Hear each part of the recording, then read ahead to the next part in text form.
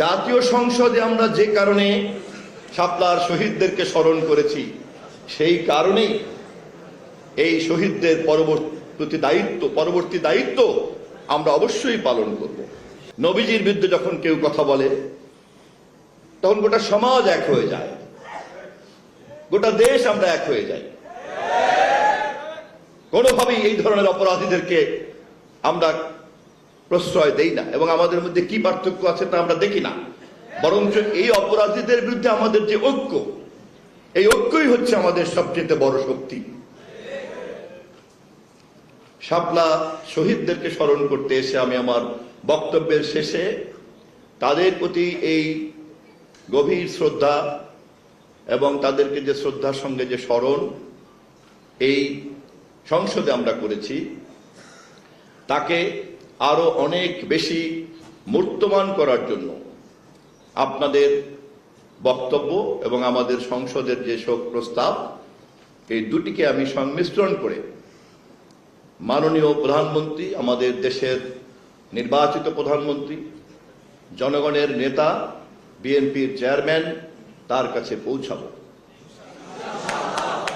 এবং আমি দৃঢ়ভাবে বিশ্বাস করি, জাতীয় সংসদে আমরা যে কারণে শাপলার শহীদদেরকে স্মরণ করেছি,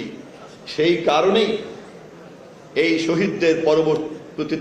পরবর্তী দায়িত্ব আমরা অবশ্যই পালন করব। আমাদেরকে খেয়াল রাখতে হবে, আমরা যখন শাপলা নিয়ে কথা বলি, অথবা আমরা যখন জুলাই নিয়ে কথা বলি,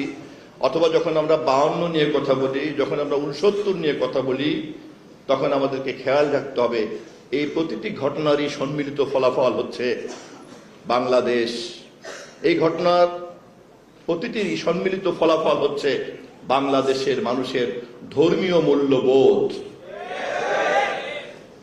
এবং এই সকল ধরনের আত্মত্যাগ এবং শহীদের রক্তের সম্মিলিত ফলাফল হচ্ছে এই দেশের সার্বভৌমত্ব এবং এই দেশের স্বনির্ভরতা এবং উত্তর সমৃদ্ধি। দলে আমরা কে কত বড়, কে ক্ষমতায় নেই, তার চাইতেও এই লক্ষ্যের প্রতি আমাদের যে ঐক্য, তা যদি আমরা বজায় রাখতে পারি, তাহলেই শাপলা চত্বরের শহীদ সহ এদেশের মাটিতে যারা ঘুমিয়ে আছে, শুধুমাত্র দেশপ্রেমের কারণে যারা প্রাণ ত্যাগ করেছে, তাদের সকলের প্রতি আমাদের প্রকৃত দায়িত্ব পালন করা হবে।